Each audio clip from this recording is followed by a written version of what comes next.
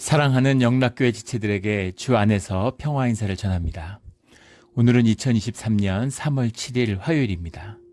오늘의 묵상 본문은 역대상 6장 1절로 81절까지의 말씀입니다. 오늘 본문 말씀 6장 1절부터의 말씀은 이렇게 시작됩니다. 레위의 아들들은 게르손과 그핫과 무라리요. 레위의 가계를 밝히는 것이 6장의 주제죠. 그런데 다른 무슨 므낫세 반지파 뒤에 가면 무슨 이사갈 지파 납달리 지파 이러면 한 줄이에요. 한 절로 나옵니다. 근데 레위는 무려 81절에 걸쳐서 나오고 있어요.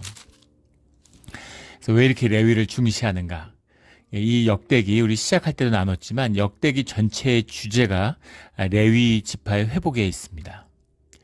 다윗과 레위 지파의 회복이 그것이 만나고 하나가 되는 것이 예루살렘의 회복, 부활의 가장 중심적인 주제였다라는 걸 나누었죠. 그리고 우리 에스라서와 역대기의 저자가 같은 사람일 것이다. 우리 이런 말씀 나눴죠. 에스라가 썼다 이렇게 얘기하는데 에스라가 썼는지 안 썼는지는 모르겠지만 같은 저자들이 쓰여졌다라는 겁니다. 이것은 한 개인이 앉아서 쓴 게 아니라 이것을 이제 분명한 것은 레위 지파의 사람들이 썼다는 것이죠. 남은 자들, 레위 지파 가운데 남은 자들이 다시금 성전을 회복시키기 위한, 그리고 성전에서 일을 하고 섬기는 자들이 레위인들이잖아요. 레위 지파의 의미, 레위 지파의 회복이 성전의 회복이다라고 하는 아주 중요한 주제가 하나 들어있죠. 또 하나 아주 중요한, 더 중요한 영적인 의미가 들어있는데 그것은 무엇이냐면 레위 지파가 우리 너무나 잘 알잖아요. 창세기 49장에서 야곱의 저주를 받았습니다. 시므온과 함께 세겜을 학살하는데 그 여동생 복수하겠다고 그 일 때문에 그 저주를 받았죠. 그런데 시므온은 그 저주 가운데 헤어나오지 못했는데 레위는 그 저주를 풀었습니다. 후에 그 우상숭배, 황금소를 숭배하던 그 사건에서 하나님께 순종하는 모습을 보임으로써 레위 지파는 그 저주를 축복으로 바꾸는 그런 지파가 되었다는 거죠. 이것이 왜 중요하냐면 이게 굉장히 중요한 소망과 희망이 된 것은 주님 안에서 그리심산의 축복을 에발산의 저주로 바꿔서 예루살렘의 축복을 받은 민족이었는데 이제 노예로 가 있는 거잖아요. 바빌론의 노예로 끌려갔던 민족. 우리가 노예의 저주를 받았는데 이것이 끝이 아니다. 이렇게 망하는 것으로 끝나는 게 아니라 레위 지파가 그랬던 것처럼 이스라엘 전체가, 유다 지파가, 베냐민 지파가, 이스라엘 전체가 이 저주를 축복으로 바꿀 수 있다. 주님께 순종하고 주님의 뜻을 회복함으로, 주님께 돌이킴으로 회복될 수 있다라고 하는 그 소망이 담겨 있는 것이죠. 그래서 레위의 회복이 이스라엘의 소망의 뜻을 담고 있다라는 겁니다.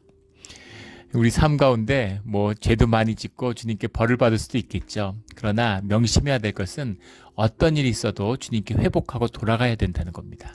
주님이 그것을 기다리신다는 거죠. 어떤 부모가 자녀를 내쫓으려고 버리려고 벌 주는 부모가 어디 있겠어요. 관계 끊으려면 벌 줄 필요가 뭐가 있겠습니까? 회복이죠. 회복을 주님이 기다리시는 거예요. 예를 들어 어떤 자매가 있었는데 자매가 이제 교회를 안 다니는 겁니다. 신실했던 자매인데 나이가 좀 있었죠. 근데 나중에 이제 이야기를 들어보니까 이 자매가 연애를 했는데 유부남을 만난 거예요. 이제 아주 개인적으로 고백하는 일이죠.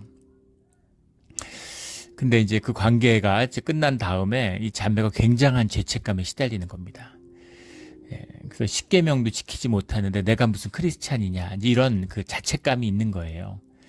그래서 이제 부끄러워서 교회를 못 다니겠다 이렇게 얘기하는. 아무도 모르죠. 사람들한테 부끄러워, 사람들은 모르니까. 근데 스스로 이제 내면적으로 부끄러운 겁니다.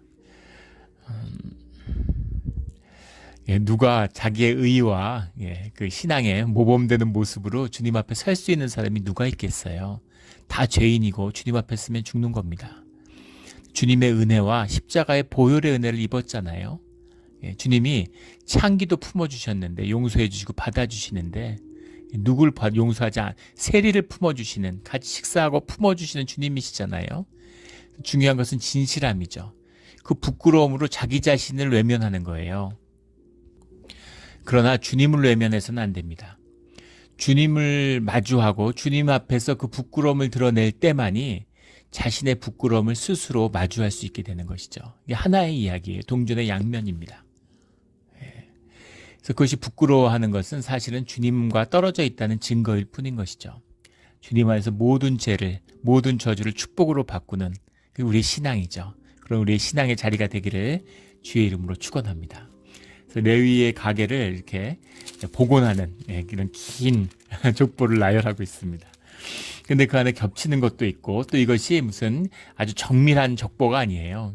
생각해 보십시오. 귀환해서 예루살렘에 돌아왔는데 그 남아있던 족보를 재구성하는 것이죠. 남아있는 걸 취합하고 그것을 정리한 거라서 정확하게 탁탁 맞는 그런 것이 아니라 그 의미를, 영적인 연결을, 신앙의 유업을 연결하는 것이다. 이것이 이 역대기에 말하는 이 가계의 이제 특징이다라고 할 수 있겠습니다. 레위의 아들 중에서 이제 그앗을 통해서 2절에 보면 그앗의 아들들은 아므람과 이스할과 헤브옥과 우시엘이요. 근데 여기 보면 이스할은 모세에게 나중에 그 대적하는 고라죠. 대적하다 고라의 아버지죠. 그 대적하다가 이제 그 징계를 받았고 헤브론과 이제 우시엘 같은 사람들은 뒤에 이제 그 법궤를 예루살렘으로 옮기는 이제 그런 역할을 하게 되죠. 다윗의 시대에. 그래서 이것이 이제 계보상에 쭉 우리가 생각하나 우리나라의 족보처럼 쭉 이렇게 계보를 잇는 그런 의미가 아니라 그 영적인 의미를 유업을 잇는 것이다. 좋은 것만 있는 게 아니라 좋지 않았던 아픈 기억들도 모두 잊고 있다. 이렇게 볼 수 있겠죠. 그래서 아므람의 자녀는 아론과 모세와 미리암이요. 아론과 모세와 미리암. 또 아론의 자녀는 제사장의 이제 직분을 받은 아론의 자녀는 나답과 아비후와. 그 나답과 아비후는 이제 그 주님께 드리는 분향 불을 잘못 썼다가 잘못된 불을 드리다가 불에 타 죽었죠. 네, 그런 것들도 숨기지 않고 나답과 아비후는 빼버리지 그렇지 않다는 겁니다. 이게 성경에 굉장히 중요한 주제예요. 부끄러움과 수치를 숨기지 않는 주님 앞에서 모두 기록함으로 기억하라는 것이죠. 저주의 멸망의 길을 기억하라는 겁니다. 그것이 우리를 축복과 은혜의 길로 인도해 준다라는 뜻이 안에 들어있는 거죠. 엘르아살과 이다말이요. 그래서 아론 이후에게 엘르아살로 이어지는데 이다말이라는 이름은 이제 중요하죠. 왜냐하면 제사장의 계통은 크게 사독 계열이라고 하는 사독 계열이고 이다말 계통이 있는데 사독이라고 하는 것은 이 다윗과 솔로몬 시대의 중요한 제사장이죠. 사독 이후에는 쭉 사독 계열이 제사장을 하는데 그 사독이 엘리아살의 후손인 겁니다. 그래서 아론부터 이어지는 대제사장의 전통이 사독 계열에 있다라고 하는 이제 그런 나중에 그것이 이제 끊어진 다음에 뒤에도 다시 회복된 뒤에도 이제 사독 계열이라고 하는 것이 이제 굉장히 정통성을 내세우는 이제 그런 것이에요. 또 하나의 이제 제사장의 계통이 이다말이죠. 우리 뭐 대표적인 게 사사 시대에 나오는 엘리잖아요. 사무엘서에 나오는 엘리가 이다말 계통의 이제 제사장이죠. 대제사장이죠. 사독 계열의 이 정통성을 분명히 하는 이 의미가 사실은 이 6장의 레위 계통에 이것에 나와 있어요. 49절과 53절에 아론의 자손을 한 번 더 쓰는데 쭉 아론부터 그의 자손들은 하고 쭉 내려가다가 마지막에 그의 아들은 사독이요 그의 아들은 아히마스더라 해서 끝나죠. 사독과 아론이 연결되어 있다라고 하는 것, 아론의 대제사장의 전통을 사독으로 이어졌다. 사독들이 사독 계통의 사람들이 이 성전의 중심이다. 자독하이라고 그러죠. 사독 계열의 사람들 이 중심이다라고 하는 그 뜻이 들어있는 것입니다. 4절에 엘르아스는 비느하스를 낳고 비느하스가 중요한 인물이죠. 우리 바알부올 사건을 경험하면서 하나님께 순종하고 그들을 징계하는 데 앞장섰죠. 그래서 영원한 제사장의 직분에 대한 언약을 받은 것은 사실 비느하스입니다. 그래서 비느하스가 굉장히 중요한 인물이죠. 5절에 붓기는 우시를 낳고 했는데 우시가 이제 성경에 또 우시엘이라고 기록된 것과 같은 사람이에요. 8절에는 아이두분 사독을 낳고 할 때 이 사독이죠. 사독의 뒤에 나오는 것까지 쭉 나왔습니다. 10절에 요하나는 아사랴를 낳았으니 이 아사랴는 솔로몬 예루살렘에 세운 성전에서 제사장 직분을 행한 자이며 아사랴가 누구냐에 대해서는 여러 논란이 분분해요. 역사적 기록도 분명치는 않습니다. 그 우시아 왕 때 대제사장이다. 뭐 이런 얘기를 하는데 아사랴는 솔로몬이 예루살렘에 세운 성전에서 제사장 직분을 행한 자다라고 해서 대제사장의 직분의 정통성이 예루살렘에 있다라는 것을 분명히 하는 그 의미를 밝히고 있는 거죠. 실제 아론의 그 대제사장들은 예루살렘, 신기하죠. 예루살렘의 주변과 베냐민 쪽에 있는 성읍들, 48성읍 중에서 12성읍을 그 예루살렘을 중심으로 받았어요. 예루살렘에 성전이 있으니까 거기 가까이 이제 살아야 되는 것이죠. 그런데 후대에 완전히 이스라엘이 망한 다음에 북이스라엘은 회복되지 않았는데 남유다 지파가 회복이 된 겁니다. 그래서 사실은 이제 레위 지파가 같이 회복될 수 있었던 것이죠. 예루살렘 중심의 신앙이 회복될 수 있는 그런 바탕이 되었다라는 것을 볼 수 있죠. 15절에 보면 여호와께서 느부갓네살의 손으로 유다와 예루살렘 백성을 옮기실 때 옮긴다라고 하는 말이 하글로트라는 말인데 시드기야 11년 때 BC 586년에 예루살렘의 멸망의 때를 말하고 있는 거죠. 옮긴다라는 말이 하글로트라는 말이 두 가지 뜻이 있는데 하나는 영어로 하면 uncover, 밝힌다, 드러낸다라는 뜻이 있고 하나는 옮긴다는 뜻을 이제 해석한 거죠. remove 영어로 하면 제하다, 옮기다 이런 뜻이 있습니다. 근데 그 뜻이 통하는 것이죠. 백성의 죄, 이스라엘의 죄를 하나님이 드러낸 사건입니다. 죄가 있는데 감추어져 있고 숨겨 있어요. 근데 그 죄를 세상 가운데 주님이 징계하심으로 드러냈다라는 뜻이 있고 또 주님의 땅, 주님이 분기스러운 축복의 땅에서 제하여진 거죠. 그래서 옮겨져 버린 것입니다. 쫓겨난 거죠.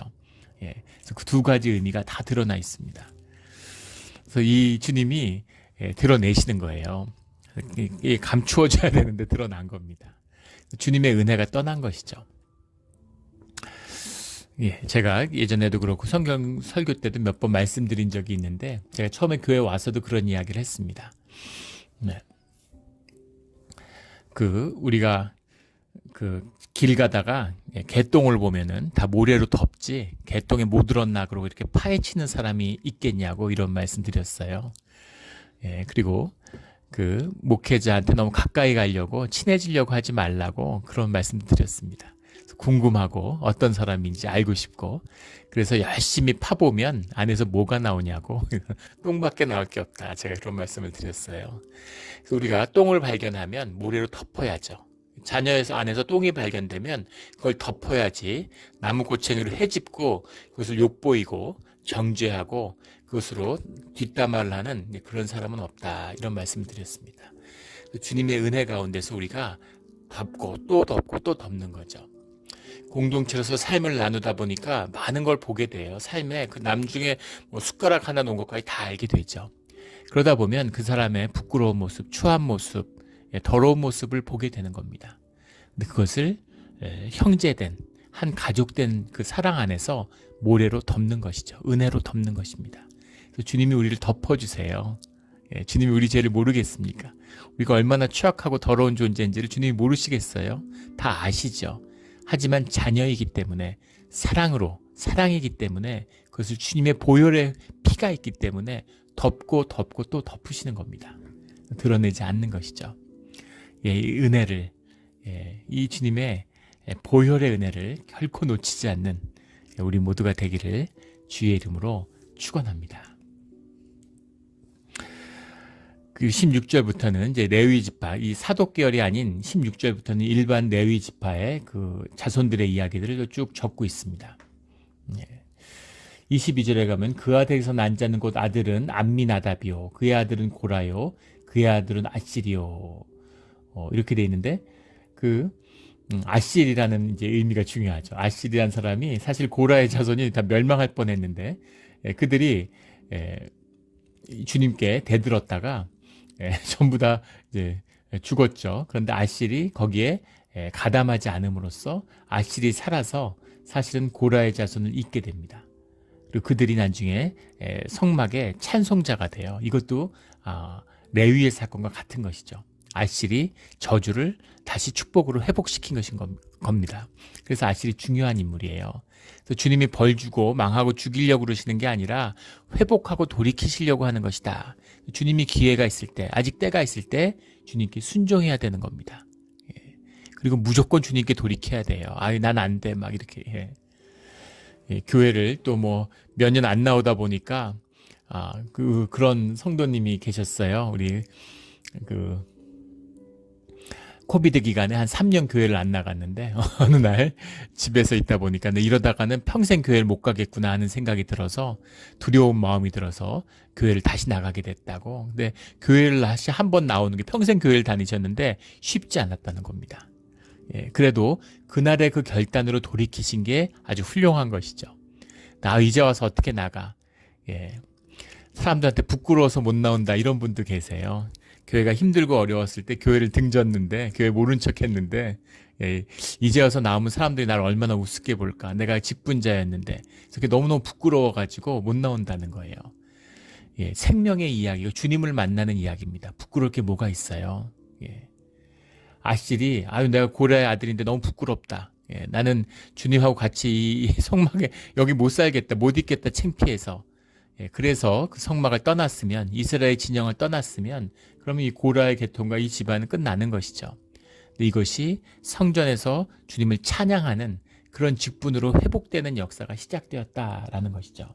이게 중요한 것이죠. 여기 아시리요, 그의 아들은 엘가나요, 그의 아들은 에비아삽이요, 이렇게 쭉 나오는데 이것이 이제 아들이라고 나오는데 다 형제죠.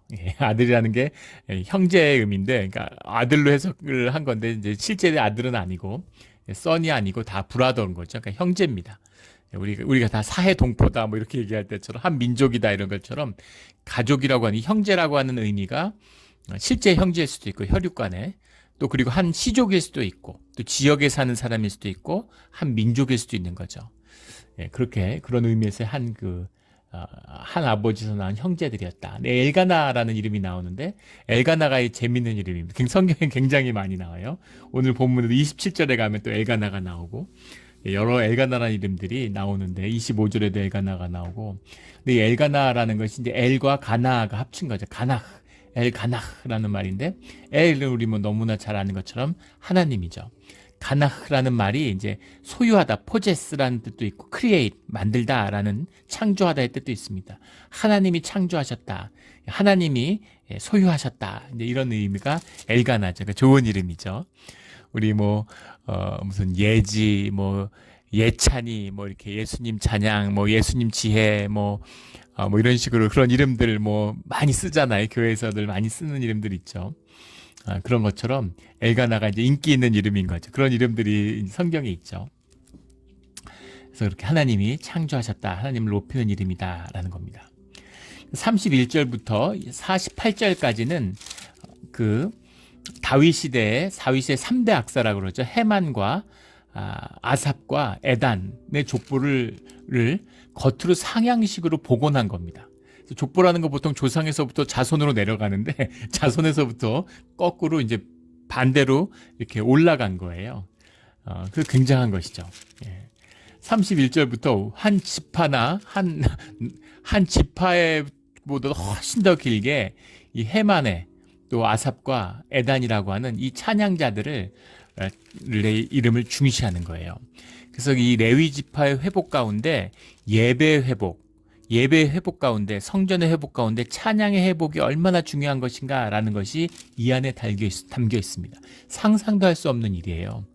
사사기의 왕의 족보처럼 이 찬송자들, 찬양자들의 이 족보를 복원한 겁니다. 그래서 이것이 하나님의 뜻 가운데 주어진 직분이고 주님의 명령이다라는 뜻이 담겨 있죠. 그것이 32절에 나오는 그 계열대로라는 이 말씀입니다. 예전 우리 개역 한글에서는 이것을 이제 반열대로 이렇게 썼는데, 반열에 따라, 반차에 따라 이런 말이죠. 제사장이 반차에 따라 임명됐다라는 것처럼 반열대로라고 했는데 그걸 계열대로로 바꿨어요. 케 미슈파탐이란 말인데 이게 우리 잘 아는 미슈파트, 저지먼트죠. 판단하는, 심판입니다. 샤파트, 다스린다, 심판한다, 이 뜻에서 왔는데 이 말의 의미는 뭐냐면 규례대로, 주님이 정하신 대로, 이런 뜻입니다. 그래서 이건 사람의 뜻이 아니야. 찬양대를 세우고 찬양자를 세우는 건 주님의 뜻이다라는 뜻이 들어있어요. 그 다음에 이 찬양대들은 집례자다라는 뜻이 들어있습니다. 그래서 이 성경에 흐르는 이 의미, 또 성경교사, 또 대제사장, 또 또 이 찬양팀 이런 것이 전부 다 집례자로 보는 겁니다. 반차에 따랐다. 이 정신을 그대로 계승해서 미국에서 예전에 종교 비자를 주고 종교 비자로 영주권을 줄 때 지휘자, 반주자도 주었죠. 지금은 뭐 이제 안 준다고 그러더라고요. 이게 너무 남용돼 가지고 지금은 이제 풀타임 목회자, 목사한테만 이것을 인정해 줍니다. 근데 예전에는 그 성경 교사도 반주자도 지휘자도 전부 다 교회의 집례자로서 이제 봐서 풀타임 종교 비자를 허락해 준 것이죠. 이 정신이 사실은 성경에 흐르고 있는 거예요. 성경이 찬양을 얼마나 중시하는가. 찬양을 중시한다는 얘기는 예배를 중시한다는 얘기죠. 예배에서 뭐 찬양의 중요성은 뭐 더 얘기할 필요도 없겠죠. 우리 때 찬양대 연습, 지난주에도 우리 부활절 찬양 연습을 하는데 참 은혜되고 좋았습니다. 예, 너무 좋아요. 예, 우리 찬양팀, 찬양대 이런 것이 세워져서 예배가 정말 그 은혜가 풍성한 그런 은혜. 우리 그 추수감사절이나 성탄절이나 우리 이럴 때 드리는 부활절의 찬양이 매주 주님께 올라가는 그런 찬양을 세우는 우리 몬트레이 영락교회가 되기를 주의 이름으로 축원합니다. 아멘. 오늘 날부터 기도하고 있는데 이제 그런 날이 오겠죠. 우리 찬양이 아주 풍성한 그런 우리 교회와 예배가 되는 날이 꼭 오는 줄 믿습니다. 33절에 해만은 찬송하는 자라. 39절에 해만의 형제 아삽은 같은 지파란 얘기죠. 형제란 얘기는. 그러니까 아삽도 에단도 레위 지파였다. 이런 얘기입니다. 해만의 오른쪽에서 직무를 행했다. 이 해만 아삽이라고 하는 이름은 우리 시편에 보면 시편 50편과 73편부터 83편까지의 12편이 이 해만의 아삽의 시죠. 예, 그래서 이 시편의 중요성, 또 신앙생활에서 회복에 있어서 이 시편의 중요성을 더 뭐라 말하겠습니까? 시편이 우리를 지금 말씀으로 접하지만 이게 찬양이잖아요. 찬양의 가사잖아요. 찬양의 시죠.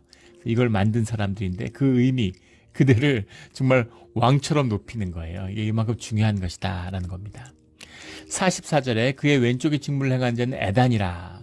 에단은 우리 여두둔이라는 이름으로 많이 나오죠. 뭐 역대상에 16장, 25장 또 역대하에도 에단이라는 이름이 여두둔이라는 이름으로 이제 같은 사람입니다. 그런 이름들이 나오고 있죠.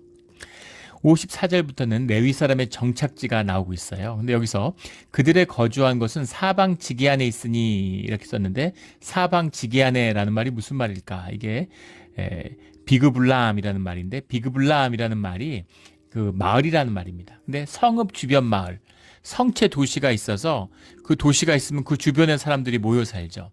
예, 그 주변 마을에 살았다는 거예요. 근데 그래야 되겠죠. 예, 그 주변에 살아야 뭐 이런 그 종교 행사 같은 게 있고 무슨 예식이 있을 때 그때 이제 빨리 와서 일도 하고 청소도 하고 뭐 이런 걸 할 거 아니겠습니까? 예, 또 대제사장이 제사를 주관하기 위해서는 성읍 주변에 살아야 되는 것이죠. 이게 사방지기 안에 비그블람이라는 말입니다. 그리고 다 주변에 살았어요. 도피성이 주어지고 그 성읍들이 세워졌죠. 61절에 가면 그핫 자손의 남은 자, 또 77절에 가면 무라리 자손의 남은 자들에게 나중에 예루살렘이 회복된 다음에 그들에게 땅을 주었다는 것이죠. 근데 땅에서 농사를 지은 것이 아니라 뭐 일부 뭐 밭농사 이런 것도 일부 지었겠죠. 근데 양도 먹이고 또 이 양을 먹여야 또 그 제사를 지낼 때 양으로 쓰잖아요. 근데 지역에서 양을 원래 가져와야 되고 소를 가져와야 되지만 이제 그렇게 하기가 어렵죠. 그걸 끌고서 다닌다는 게. 그래서 후대에 가면 이들이 지은 양, 이거를 가져다가 이제 돈을 가지고 와서 그거를 사서 이제 제사를 드리는 거죠. 난 이 종교가 타락하니까 뭐 여러 가지 이제 마치 예루살렘 성전이 환전소와 같이 되고 그 다음에 갖고 온 걸 누가 이제 성물을 가져오면 흠을 잡아가지고 자기들 것을 이제 비싸게 팔게 하고 이런 돈벌이가 되었죠. 그래서 그 예수님이 성전을 정화하는 그 사건의 배경이 됩니다. 근데 이 회복의 때 지금 땅도 없고 지경이 완전히 회복된 것도 아니지만 이 레위 지파가 살아갈 수 있도록 해줬다는 겁니다. 또 이들이 기본적인 생업은 주님이 생업이 되어주시고 그 다음에 11조로 살아가고 있는 거죠. 오늘날 직업적 종교인들 같은 이제 그런 삶, 성전의 모든 일을 감당하는 그런 일들을 감당했던 거예요. 그래서 주님이 높임받고 주님 가운데 주님의 다스림이 확고해지고 주님과 함께하는 예배의 생활이 됐을 때 이럴 때 레위 지파가 은혜를 누렸겠죠. 그리고 동시에 이스라엘이 은혜를 누린 겁니다. 그래서 그게 함께 가는 것이죠. 그래서 이 레위 지파를 회복하는 것, 레위 지파를 세우는 것이 예배를 세우고 성전을 세우고 이스라엘이 회복되고 주님의 축복을 회복하는 그런 길이었다라는 것이 바빌론 유수를 통해 깨달은 아주 중요한 교훈인 것이죠. 그래서 그 교훈을 쓰고 있는 것입니다. 이 그 레위 지파의 후손들에게조차도 얼마나 정체성이 희미해져 있겠어요. 포로로 끌려서 노예로 3대를 살았는데 자기 할아버지, 증조 할아버지, 고조 할아버지가 뭘 했는지 뭐가 그렇게 중요하겠습니까? 그때도 이미 마지막에 타락할 대로 타락한 모습이었잖아요. 무너질 대로 무너진 모습이었죠. 그런데 그것을 회복시키는 은혜가 있다라는 것이죠. 예전에 제가 만났던 한 목사님이 계셨는데, 목사님이 그 아버지도 목사님이었어요. 그런데 이제 그 어릴 때 이야기를 하는데, 그래서 뭐 이제 이제 아버지 얘기를 하는데, 아버지가 한국의 시골에서 이렇게 목회를 하셨는데 힘들게 목회를 하셨다고 그래요. 시골에서 이제 할머니들 뭐 이렇게 같이 모여서 기도하고 대부분 이제 성도들이 여자분들이 많잖아요.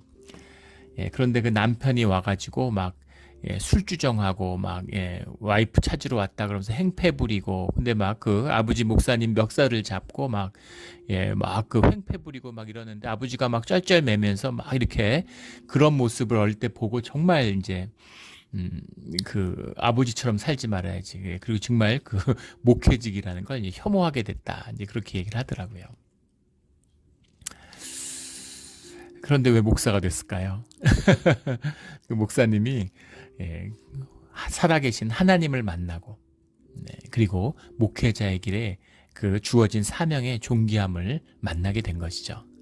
우리 크리스찬의 본분도 이와 같은 것입니다.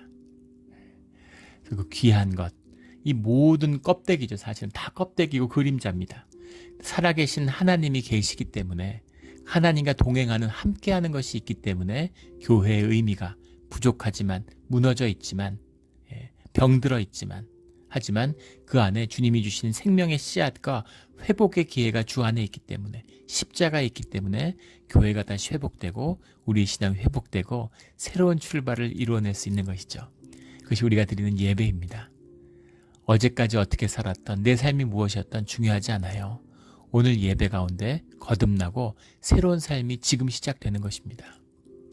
이 은혜를 결코 놓치지 않는 그런 우리 모두가 되기를 날마다 새로워지는 주님의 은혜와 주님이 새로운 인생의 길을 열어주시는 소망 가운데 그런 희망찬 오늘 하루가 되기를 예수 그리스도 이름으로 축원합니다. 아멘. 기도드리겠습니다. 하나님 아버지 감사합니다. 우리 레위가 저주를 축복으로 바꾼 것처럼 이스라엘이 무너진 저주 가운데 예루살렘을 회복시킨 것처럼 오늘 우리 가운데 이 교회가 부패하고 타락하고 무너져가는 이 혼탁한 세상 가운데 다시 한번 예배가 회복되고 교회가 회복되는 것을 세상이 돌이키는 것을 보게 하여 주시옵소서. 우리의 소원이고 하지만 주님 우리의 뜻대로 하지 마시고 주님의 뜻대로 이루시는 줄 믿습니다. 우리 마음 가운데 교회가 다시 한번 회복되는 것을 주님 안에서 부흥을 다시 한번 보는 것을 소망합니다. 주님 모든 육신의 저주를 축복으로 바꾸는 십자가의 보혈에 의지하며 감사하며 예수 그리스도의 이름으로 기도드렸습니다. 아멘.